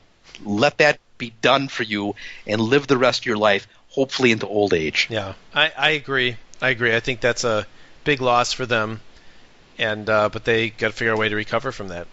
So save money, right? His contract, that's decent sized contract he had. So right. They're going to be able to use that for somebody. I think he had a $40 million over 4, something like that, or 39 over 4. It was a pretty good number, and they'll save up to be some dead money on the signing bonus. But I that will be a savings, and maybe they do apply it to some veteran that can give them some help. Of course, that guy will come in and get hurt too. So that's right. Yeah, it's just a matter. It's all ticking time bombs. That's what the whole team is. Exactly right. Betting lines? I don't think we're having any betting lines this week, Dave. Well, we can review the old ones. Oh, I guess we probably can. Why don't you go ahead and start on that, because I'm going to have to cough here. Excuse me. All right, go ahead. So I will let you know that this is the last betting lines of the season. Man, I tried to cover for you. Cold is terrible, man. Ugh. I tried to cover. It was rough. Yeah, it was terrible. We had about 25-ish people play this week, and we have a single winner who got 7 out of... I'm not quite sure how many out of 9. How many do we have?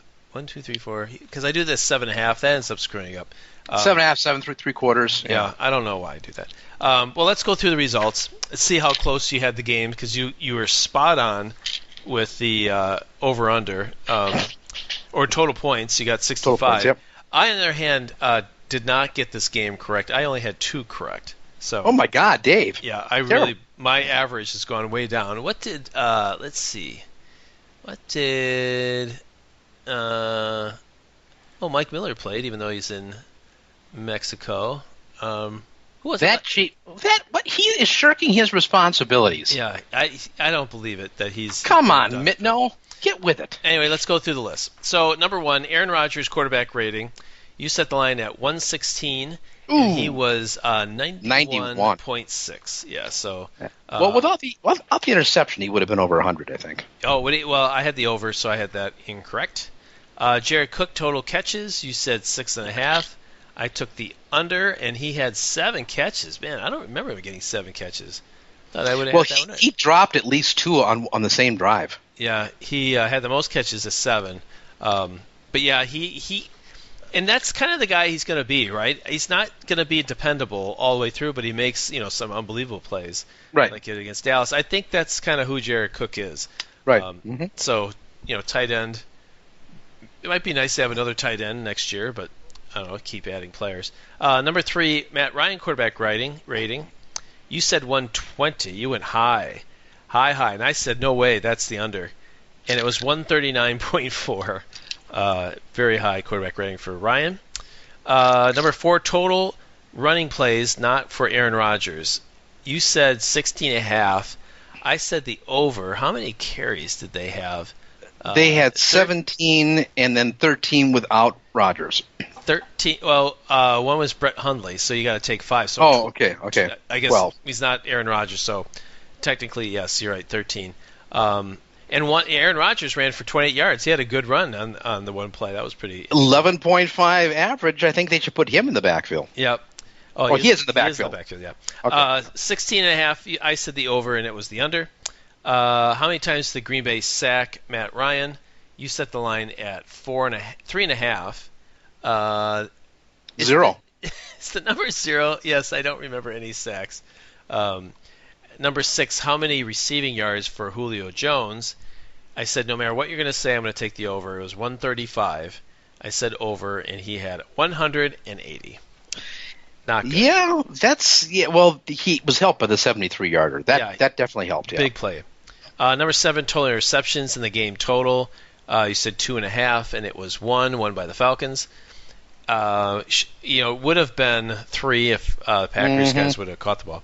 I know. 7.5. Who was the leading rusher? We both said Montgomery. It was Rodgers. Got that wrong again. 7.34. Will Janis touch the ball in some way? You said yes. I said no.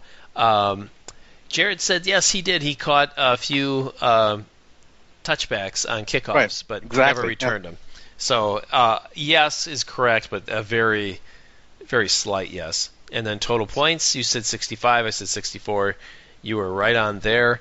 The winner this week is Thomas Wronski, Wronski. I know we've talked to Thomas before. I think he's Is he in Germany? I think maybe. I think that might be right. He might be Tom in Germany. Yeah. Do you remember how you say his last name? That sounds right to me. In fact, if it's not right, I think we should pronounce it that way anyway. Well, if it's not right, it's Wronski. Get it? Very good. You are the clever one. Yeah, I'm all over it. He had 7 correct. His over/under number, I don't see his over. Oh, there it is. He said 73. So, wow, that's a high. Who had the highest? 73. Is that the highest total points? Yeah, we had 2 or 3 people at 73 points total. Wow. The lowest was 51. So. Wow. They were that's not the average. So wide range in points, but everyone thought it was going to be a high-scoring game, and it was. But those are your betting lines, Chris. The last betting lines, I have a folder. I am closing the folder until the end or season 2017 starts. That was fun. That was a good. We got good growth this year. Mitno did a good job. There's no reason to. And our man Jared stepping in. Yes, I should mention that. Yes, in a downright heroic performance. Yes. Thank you, sir. Yeah, thank you very much. Miller at gmail.com. Feel free to maybe send him a note to say thanks, but other than that, exactly, we'll have to wait till next year to do another betting line. I think people should definitely, maybe once a week, just send Mike a note at mitnomiller at gmail.com and say, how you doing, man? How was Mexico? Was that cool? And maybe you get his, the routing number for his bank account or something from him. Yeah. So anyway, Mike, seriously, thank you for that, and Jared for stepping in. We do appreciate it. And so now, if this is Tom from Germany, get your passport in order. You will get the off-season, the entire off-season, courtesy of Packers Therapy Hotel and Casino. The presidential suite is yours.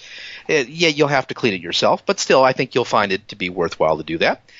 Next year, opening up our new location on Lake Tahoe, so you can check out that, along with our Laughlin and Las Vegas locations. Packers Therapy Hotel and Casino, where the tables are rigged in our favor. So, no betting lines, because I don't think we are going to do betting lines for a preseason game. We don't know when it is or who's playing. Right. So we're not going to do that. Now, we do have mail, though, including we had one wonderful contribution from our friend Kurt. Kurt, thank you so much. Chipped in money to our PayPal account. That's Packers Therapy at yahoo.com is where you can send us money via PayPal. Many, many people this year have done that. You were kind enough to send us to a Packer game, Packers against Detroit at Lambeau Field back in September. Packers victory, a lot closer than it should have been, but it was a lot of fun. And we do appreciate how many people stepped up this year and were very kind and went to PayPal and hit us at packerstherapy at yahoo.com. And latest person to do that was Kurt, so thank you for that, sir. Excuse me, why don't you talk for a minute? I'm going to cough again. Oh, my gosh, really? Wow. You can't just throw it to me just blind. I froze. I'm sorry. Well, you're sort of a Dave in the headlights. Okay. So next time I'll just cough on the mic next time. Okay. Also got email. We got a lot of email this week and a lot of people via Twitter. First one I want to talk about, Dave, I think maybe you saw this one today, and we did retweet this from our guy Rob. Rob is from the UK. He hails from the same hometown as Elton John. I don't know if you saw that one in our email. It's actually pretty cool. And it's the location where they film Harry Potter movies. That is correct, in Watford, in the UK. Yep. And anyway, I believe his dad may have passed away from cancer. At least that's the gist I got from his email. And he has set up something called it's a Just Giving account. And if people want to make a contribution, he's raising money for the cancer center that looked after his dad. And the webmail address, and to check it out, see if you want to be a contributor, is justgiving.com/Rob with 2 B's -Gardner1. And if you want to go to that site and make a contribution for the center, the cancer center in the UK that helped out Rob's father, hope that you would do that. And Rob, thank you for being a very good friend of the podcast and for all your support over this season and past seasons. We very much appreciate that. Also, email this week from Scott in Colleyville, Texas. And I think we mentioned last week Colleyville, a town kind of between Dallas and Fort Worth and a little bit to the north. And he noted that he was born and raised in Wisconsin, joined the Army, and retired in Texas. And he works for a big contractor in Texas. And that's why he's, behind enemy lines in Texas. Been another very good friend of the podcast. Thank you for being in touch, Scott. Also, we heard this week from our good friend, our military attaché himself, Captain Dave Moberg, with wonderful emails, pithy comments.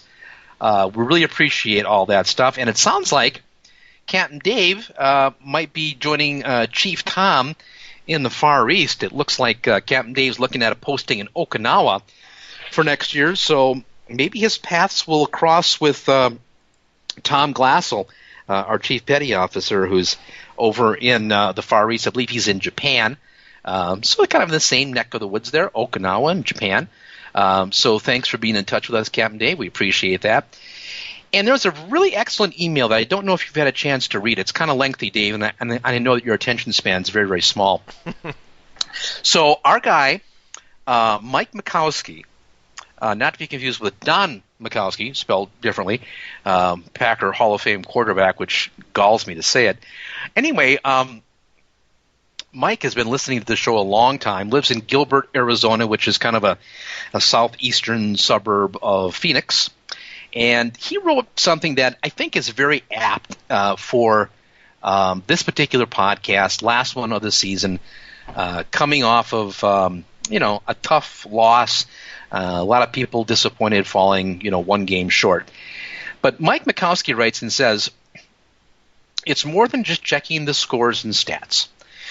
Once Green Bay became competitive again, and Mike is a guy who lived through the 70s and the 80s. He comments he was born in 1953, so that put him about 63 years old, even older than me, if you can believe that. No. He said, you just couldn't watch a game without feeling an emotional attachment for the Packers. You can't just enjoy the competition as a detached observer when it's your team. You grew up loving them, win or lose. When Green Bay loses, your heart's broken. When they win, you're on cloud nine. When they play a tight game that comes down to the last play, your heart is pumping and you can still feel it. You can't sit still. You just want it to be over. Sometimes it's hard to even enjoy watching the game on TV because the stress of worrying about how they will blow the lead or how they could throw that interception or lose that fumble. I think I actually enjoy watching a game between two teams I have no vested interest in. I can enjoy the sport more when I don't care who wins. But when the Packers are playing, you live and die by your team. I guess that's what being a fan is all about. It's silly. It's just a football team. It's not life or death. Despite that rational thinking, you can't help getting emotionally involved in your team. As I've gotten older, I've tried to accept the fact that getting the Super Bowl is a rare feat. Success one year is no guarantee of success the following year. Look at how many Final Four teams never make it to the playoffs the following year. Look at the string of NFC teams that have made the Super Bowl the past 20 years. Since the 96-97 season when the Packers went back-to-back to the Super Bowl, only Seattle has made repeat trips a couple of seasons ago. Now, that's amazing. I hadn't really thought about that, but only two teams, Dave, have gone back-to-back in the last 20 years, Seattle and Green Bay. And if you look back, the last 10 years, there has been a different winner of the Super Bowl every year. There's not been, in that 10-year stretch, there's not been one team that's won it more than once. And that just shows how difficult, how special it is to get as far as the Packers did to get a chance. Now, if Atlanta somehow beats New England, which, I kind of always shade toward New England in these cases, but if they do, that's 11 different teams in 11 seasons. It's just absolutely remarkable. And I think Mike's email is so good because it puts these things into perspective. We all want to blame somebody. We all want to, get mad because the Packers somehow did not make the Super Bowl. But, to get as far as they did and to do it the way they did it, it really was special. It really was an exciting, fun ride that I just never saw coming. And we're all greedy. I'm greedy. I'm sure you are too. I wanted them to take that one last step. I really wanted that to happen. But, the fact that it didn't, it doesn't diminish the fact that it was a hell of a ride getting this far. And it's just great to have your team be relevant. And I tried to express that on Twitter last night during the game. People were having none of it, or a lot of people at least weren't having none of it. Mike Mikowski was knowing what I was talking about. But just being able to win that many games in a row, win them in the postseason, win them when you're an underdog, to win them in exciting fashion like that Dallas game, that's the reward in and of itself. If you're only rewarded by the Super Bowl, that's so fleeting. And then the fact that it's probably not going to come again for a while. Again, 10 different teams in 10 years. Just getting this far is pretty special. And it's like that line from The Great Gatsby about the guy that died $10 million in debt. And the guy says, "Do you know how special you have to be to die $10 million in debt?" It's like a pitcher losing 20 games in baseball. You have to be really, really good to lose 20 games, Yeah. And it's the same thing to be 4 times in the past decade in the NFC Championship game. Yeah, they've lost 3 of those, and they played 3 road games. To lose those is not good, but to be there 4 times, that's pretty damn special to be able to be relevant that way and not to be, I don't want to say the Browns, that's too easy, but to be the Bears or the Vikings, who are always pretty good, but never good enough to really be relevant. That's really special. Yeah, I agree with all of that. I saw a Bear fan today, and he said, well, you're 0-0 for the next season, just like, I am as a Bear fan. And I joked, I said, yep, we're all tied Did he smack him? No, it's a Bear fan. I mean, he's already down. I said, yeah, we're all tied for last place, other than, whoever wins the Super Bowl. And next week, or a couple weeks, Atlanta fans or New England fans are going to sit tied for last with us as well. Because there's only one winner. But it is, there are a lot of, certainly if you are kind of reflecting over the whole season, I'm more of a destination guy than you. But even for this season, I can recognize what a very fun season it was. The podcast and all the people we met, the great emails we had, that makes it a ton of fun. Doing Twitter during the games a lot more and getting a lot of response back and seeing all the people who, say funny things during the game, that makes it extra fun. It feels like I'm watching it with people. So it's a fun season. It's a fun time. I'm sad that it's over. And I think this year, unlike other years where we've lost at the end, I will probably remember games in the middle of this season. I'll remember the run the table comment. I think I'm going to remember the Dallas game. The Giants game was very special, and that was fun. Beating Seattle as bad as we beat them, that was very therapeutic for me. So there's a lot of good things at this season that I don't know what the 44-21 loss is going to take away. I mean, we have been in the playoffs for 8 straight weeks. So how big is that as a tournament? If you have 8 or 9 rounds. I mean, you have this huge tournament, and they just kept winning. So I'm proud of how that team kind of held it together. I think you do have to recognize that as much as I don't agree with the coaches and everything they did, they were able to keep this team together. And I think the character of this team is one that I think we can be proud of to cheer for. And there's a lot of character of teams for other cities that don't come close to what we have. So I'm still proud to be a Packer fan. I'll wear all my Packer stuff tomorrow. The next day I'll still be very proud to say that. And it looks bright next year. Even if Ted doesn't do what I want him to, I'm sure we'll be in consideration for being a very good team next year. I think I saw something already that their schedule, I know you don't like this, but that their schedule next year is actually based on this year's record. They don't have a particularly tough schedule again, so that might help. But we saw how that worked out this season. I know that, but I'm glad. I mean, I think we do play Dallas again. I think it's in Green Bay again. I guess we would play Atlanta, right? Don't we play all the first place teams in it? You're right, because we won the division, yeah. I guess I don't know where we'll play Atlanta, but we'll have a rematch there in some way. But next year we'll be relevant and we'll be excited, and hopefully there'll be some new faces that we can get excited about.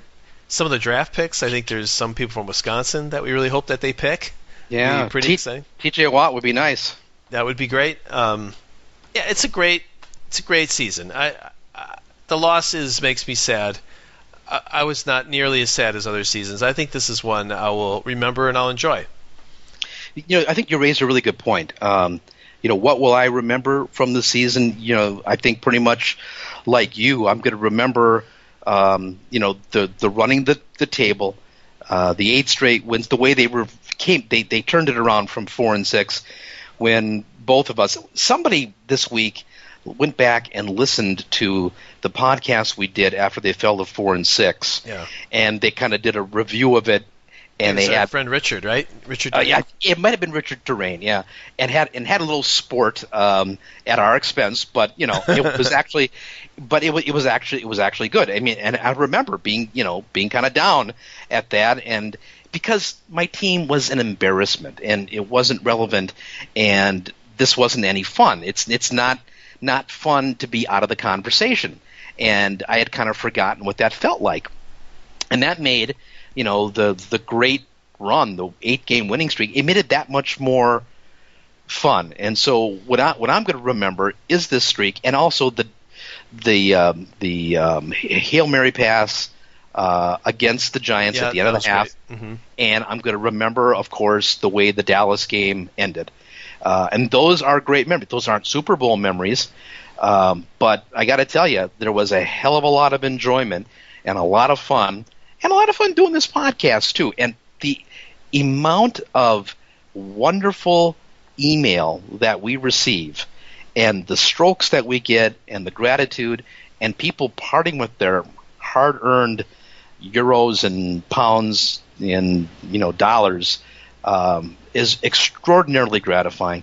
Just the notion that a couple of guys in the American Midwest can touch people on 4 different continents, people around the world, some of whom don't have English as their native language, and we're all bound together by this community, this Packers thing. We don't agree on everything, but we love our team, and somehow what Dave and I do, this rambling stuff that we do, is somehow meaningful to you folks, and meaningful enough that you would send us an email, or you'd send us a tweet, and that you just say thanks. And that is so very, very nice and gratifying. And I got to tell you, there are days, and we do these usually quite late at night on a Monday night. It's almost midnight now, where I don't feel like doing it, and I got to get up in the morning. But when I get some of the emails that I see from you folks, I know that keeps me going, and I think it does for you too, Dave. It does. There are some really great ones. People wanting to introduce themselves to us, which I think is great. I'm so glad that people have gotten the message that we would be interested in learning the people behind these names that we see on the emails. So some people have described who they are, what they do, and maybe it's a little bit of because we did that this year on the special podcast that we did for those that gave us money for the game. And yeah, it's fun to know that that these people are sort of friends by extension through email and through the podcast. I think as I travel, if I'm in a city, I'm going to start to look up these people and find you and ask for money face to face. No, but it's to say it'd be fun to meet some of these people. We've met Dr. Klaus. That was great guy. Nothing Just but a great guy. Yeah, and so I'll plan on seeing him for years in the future. So that's a friendship that I think will continue. I'm sure there are some really great people here, and this has been fun. Be fun to continue to stay in touch, even through the off season. It would be fun to do that. Somebody wrote an email. I should look it up. It said how much they enjoyed the podcast. They said, "I don't know Dr. Klaus, but I feel like I do." Yeah, that's what's fun about that. That's and everyone should. He's a great guy, and we should post his picture that he did with it when they beat the Cowboys. Standing up in front of his TV, projection TV. Yeah, that was so great. But there are others too. Others that I think I'm proud that they listen to us and enjoy it. Sound like really great people. Got a lot of people in the service who listen to us, and we know that they're away from home, but they connect that way back to home, back to their favorite team. People like Chief Tom. Did you see his latest email, by the way, where he said it doesn't hurt like last season? Losing in overtime to the Cardinals was bad. He spent a lot of time wondering about it. There was none of that this time because it was a blowout, and it brought a finality to the season. And he goes on to say, just like we did, that they were able to take a 4-6 team and bring it to the cusp of being the NFC champs. It's just getting those kind. And this is a long email. These great messages that kind of give a sense of who the people are who listen to this, and Klaus and staying up in the middle of the night to be able to watch this, or people getting up early in the morning on the other side of the world so they can watch the Packer game, and then they can't wait for our podcast to be downloaded so that they can listen to what we have to say about it. I mean, it's just incredibly gratifying, and thank you to everybody who not only writes us, but tell us a little bit about yourself, and tell us, like where you live and what you do for a living. I mean, all that stuff is, it kind of gives three dimensions to those people, so we know kind of who we're talking to, and that makes it nice. That's why we did the special podcast that we did, where we kind of, drew back the curtain a little bit, and we're able to tell you more about our own selves. So, thanks for making this fun for us, I guess is what I'm trying to get at here. We're glad we make being a Packers fan fun for you, but you make it fun for us as well, and we are really grateful for that. This week we got a email from Chris from Guantanamo Bay, Cuba. Now, which is a horrible thing to have an inmate, a guy who's probably being waterboarded 6.5 days a week, but they give him time off to watch the Packers. Yeah. And that's why I'm proud to be an American. Well, they must know that it's going to end in disappointment, so they say, "Here, watch the Packers," and then it's torture. Wham! Exactly. Yeah, yes, that's right. Everybody confessed in 2014 after that Seattle game. Oh, God. I cannot believe you put me through that. I was all invested, and now my dreams are destroyed. What do you want to know? And or it's just straight torture. We had always said that they'd probably do that, and now Chris has emailed to verify that is one way they use our podcast, which is excellent. But yeah, hitting people in all places around the world has been great. I haven't gotten our numbers lately, so I don't know how many we've had. It's kind of like 6,000 or 7,000 a show was last. That was probably early in the season. I don't know if you've seen any numbers. I would guess our numbers have gone up through the season as it's gone along, but I don't even care if we don't get any more than the 6,000 we have now. That's probably more than enough, because there's just really great people within that number that we've got to know, and it's excellent. We also, our new pen pal, Detective Sergeant Chief Inspector Andy Mundy, private investigator, was in touch too. Now, this is a guy, in the middle of Kansas. We have all these exotic locales, Guantanamo Bay and Okinawa and Japan and Germany and Norway and Australia, and then a guy in the middle of Kansas. I mean, they're just live there. People, I can attest. People actually live there. They absolutely do that. So it's pretty damn cool. And then we have I think was it Basile from Canada, I believe. It sounds like this French-Canadian kind of name. Mm-hmm. He was in touch. I don't know how to do it with the accent, but hey, of course, Chuck, I mean, the guy's always – a long time he's been listening to Packers Therapy. And of course, John in UK forever, listening to this podcast. So we've had a lot of people been on board for a long time with us. And we're as grateful for the new listeners as we are for the old, and that people have stuck with us through the several different websites, and we picked up some new people on Twitter as well. We have 1,100 Twitter followers now, which is incredible.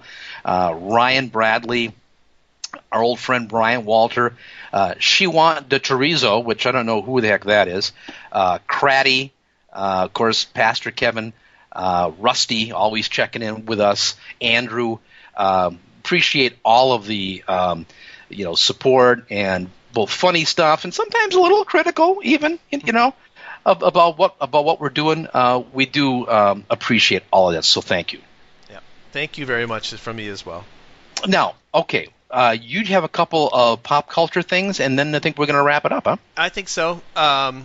Feels the final episode, maybe I should have some more significant pop culture, but I rediscovered how many good shows there are on Amazon. Do you watch Amazon shows? You do watch Amazon. Oh, absolutely, I do, sure. Yeah, so the one is, there's a few, they're really advertising the heck of this new show called Sneaky Pete, which yes. I have a friend that's watching that and says it's pretty good. I picked up Goliath, which has Billy Bob Thornton as the main character, and I do like him, even though he's kind of an odd dude, but Only appropriate for Davey to be watching Goliath. Yes, that's very good. That's right.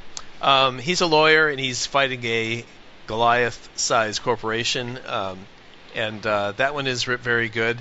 And I saw the movie Hidden Figures this week about the African-American women who work for NASA, and in the 60s, when there was quite a bit of racism in America, and it was very blatant.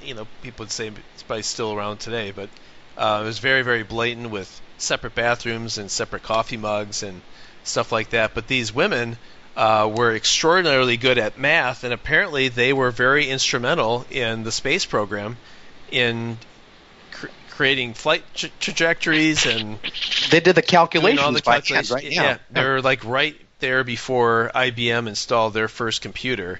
They literally called them computers. They have the human computer program, and these women were just extraordinary, and were really instrumental in our space program. It's just a really sweet story about these women. I'm sure it's not as accurate. It's probably more Disneyized than the true account, but I guess it's very popular. It's getting very good ratings, probably Oscar nominations for some, and I watched it, and I really enjoyed it. So, especially like space kind of thing, then that would be right up your alley. I know that's right up your alley, Chris. You'll probably see that one. I think everything about that movie speaks about you, so I think you should definitely see that movie.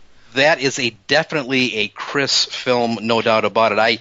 I grew up during the 1960s in the space program, and I have been a voracious reader on all things from the Mercury, Gemini, Apollo program, and the right stuff and all that sort of thing. And so that is definitely in my wheelhouse. And Human Figures, right, is the name of that one? Hidden Figures. Okay. And I am definitely going to look at that one. Goliath, you said, was on Amazon. That's with the Billy Bob Thornton. Right. And that also sounds like one I might want to check out. I read a bit about Sneaky Pete. I've been thinking about that one. And if it gets your recommendation, I'll definitely check it off. Because, hey, off season, man. I know. I mean, we got 3 hours to fill. Well, there's going to be no more email from Jared Van Cleve, I mean, what am I going to do? I mean, I'm hoping that these guys will be sending me emails during the week because I don't know what I'm going to do with all my spare time. I'll tell you what we will do. How about this, Dave? If there is something that happens of note and of moment regarding the Packers, for instance, maybe the rumors are true and Ted does decide to hang it up, or maybe they make a move on Dom Capers. If something happens of significance, maybe they have a truly significant free agent signing, that they do get a premier free agent. How about if we come back and do a podcast if there is something of significance that does happen? Does that sound like a deal to you? Yeah, that sounds fine. We had talked a little bit about maybe doing a monthly type just touch base podcast, but I think we definitely want to take a break for a while. And maybe play it by ear more as news develops. But I think there's been years where we didn't pick up the mic until training camp, and maybe we'll do something in between. Maybe we'll do something around the draft.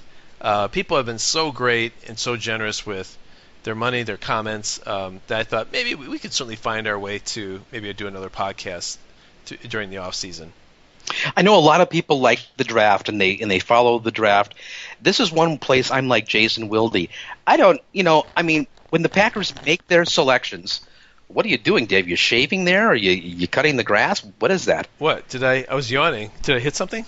You need to shave, man, because that microphone was going up against something because it was terrible. Oh, sorry. Hey. Nice job, Dave. Yeah. All right. Well, we're ending on a high note. Yeah. Well, no, we're ending on a very Chris and Dave note.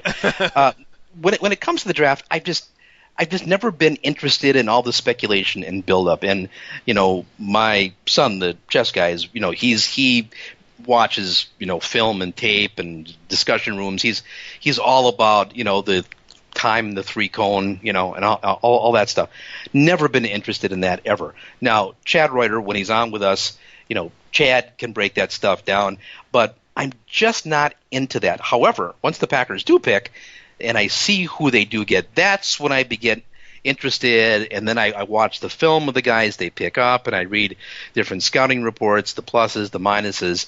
That, to me, carries some interest. So when people ask us, you should do a draft show, I would be more inclined to do a post-draft show like we've done in the past with Chad, where he can tell us about the guys that they got, rather than all the speculation that leads up to it, the mock drafts. Just never been my thing. Yeah, well, I have nothing to contribute to any of that. I don't watch college football that much, so I watch the Badgers, Yeah, and so I watch it too. I tell you about the Badgers. I can tell you about the Big Ten a little bit because, much like the Packers, I have to know the rest of the league because without the rest of the league, there'd be no Packers.